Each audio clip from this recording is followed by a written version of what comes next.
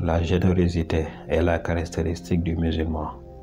Il ne peut être avare, car l'avarice est un vice infâme qui émane d'une âme méchante et d'un cœur noirci. Le musulman, par son âme pure et son cœur resplendissant, ne peut être ni avare ni en être taxé. Car Dieu préserve le musulman de ce mal pernicieux grâce à sa foi et à ses œuvres telles que l'aumône et la prière. Allah subhanahu wa ta'ala dit: l'homme est inconscient par nature, abattu et sans nerfs quand un malheur l'atteint. Il est tout arrogance dans la prospérité. Tels ne sont point cependant ceux qui prient et font régulièrement leurs aumônes, ceux qui sur leur richesse reconnaissent une part légitime aux mendiants et aux pauvres démunis, prélèvent sur leurs biens une aumône pour les purifier et les rendre meilleurs. Toutes les vertus découlent de l'exercice et de l'éducation. Le musulman cultive en lui celle qu'il se propose d'acquérir en fixant son attention sur l'avantage que Dieu réserve à celui qui l'acquiert et la menace qu'il adresse à celui qui en est démuni. Pour développer en lui la générosité, le musulman ne cesse de méditer la parole divine, telle que ces versets. Ô croyants, faites dépense de biens dont nous avons pourvu, avant que la mort ne surprenne l'un de vous et que celui-ci ne dise: Seigneur, si seulement tu m'accordais un délai si bref soit-il, je ferai l'aumône et je serai du nombre des vertueux. Celui qui est charitable et pieux, ayant foi à la belle promesse du Seigneur, celui-là, nous lui montrons la voie la plus aisée vers la félicité. Quant à l'avare, en déchet de ses biens, n'ayant pas foi en la belle personne, il sera acheminé vers un sinistre destin. Que lui serviront ses richesses lorsqu'il sombrera dans l'abîme? Tout bien dépensé par vous en bonnes œuvres, vous en serez largement rétribué et vous ne serez point lésé. Le prophète sallallahu alayhi wa sallam dit: Dieu est généreux et aime la générosité. Il aime la grandeur d'âme et déteste les futilités. Il y a d'envie louable que dans deux cas. On porte envie à quelqu'un que Dieu a pourvu de richesses, qu'il dépense comme il se doit, et un homme à qui Dieu a donné du savoir, qu'il vulgarise et dont il se sert pour régler les conflits qui surgissent entre les gens. Un jour, le prophète sallallahu alayhi wa sallam demanda à ses compagnons: qui parmi vous préfère le bien de son héritier au sien? Aucun, dirent-ils. Sachez bien, dit le prophète, que son bien propre est celui qu'il aura avancé avant sa mort, et que celui de son héritier est ce qu'il aura laissé après lui. Il dit aussi: évitez l'enfer en faisant l'aumône, même avec la moitié d'une date.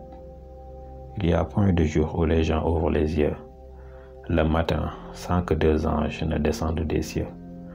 L'un d'eux invoque Dieu en disant: Seigneur, restitue à l'homme charitable ce qu'il aura dépensé, et l'autre de dire: Seigneur, dissipe la fortune de l'avare.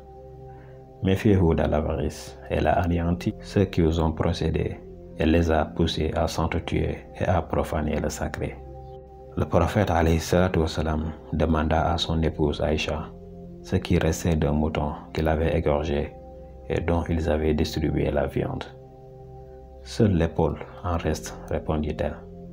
Mais non, dit le prophète, tout le mouton nous reste, il n'en manque que l'épaule.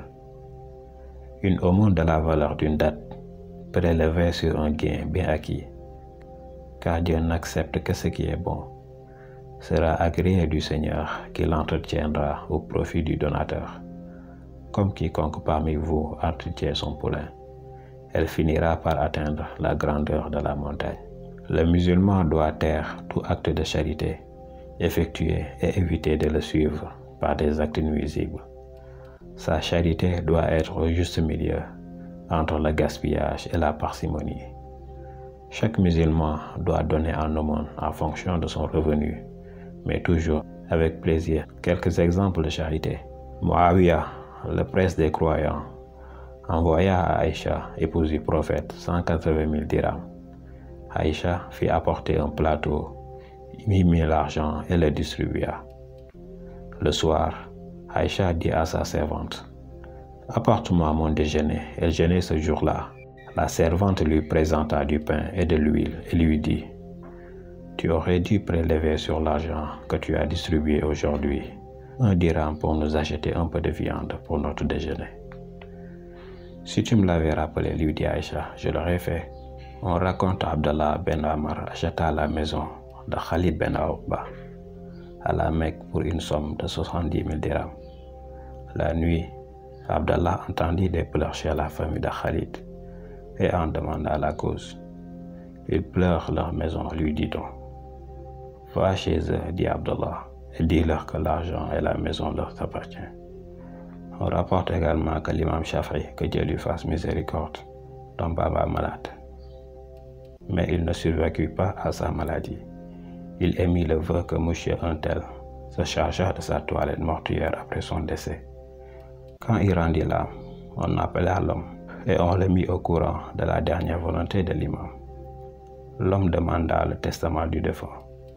Il était mentionné que l'imam devait la somme de 70 000 dirhams. L'homme en prit note pour payer les créanciers et dit « C'est la mission dont il m'a chargé d'accomplir et se retira. » On rapporte aussi qu'au moment où le prophète s'apprêtait à faire la guerre aux Byzantins, les musulmans étaient dans une situation financière précaire, si bien que cette armée fut appelée la levée difficile. Othman apporta 10 000 dinars, 300 chameaux et 50 chevaux.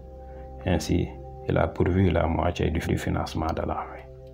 Le prophète sallallahu alayhi wa sallam était le plus généreux des hommes, et le moment où il était le plus généreux est durant le mois de Ramadan, lorsque Jibril alayhi salam le rencontrait, et Jibril venait à lui chaque nuit de Ramadan afin de lui enseigner le Coran.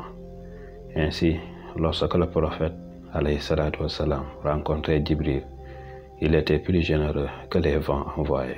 Et d'après Anas, que Dieu l'agrée, il n'est pas une seule fois où l'on ait demandé quelque chose au messager de Dieu, comme prix d'une entrée en islam, et qu'il ne l'ait pas donné. Une fois, quelqu'un vint à lui et lui donna un troupeau, remplissant l'espace qui séparait des montagnes. Cet homme retourna parmi les siens et leur dit « Ô mon peuple, entrez en islam, car Mohammed donne à la manière de celui qui ne craint pas la pauvreté. » Et effectivement, on voyait quelqu'un entrer d'abord en islam, ne visant par cela que les biens de ce monde. Mais il ne tardait pas à aimer l'islam, bien plus que ce monde et tout ce qu'il comportait.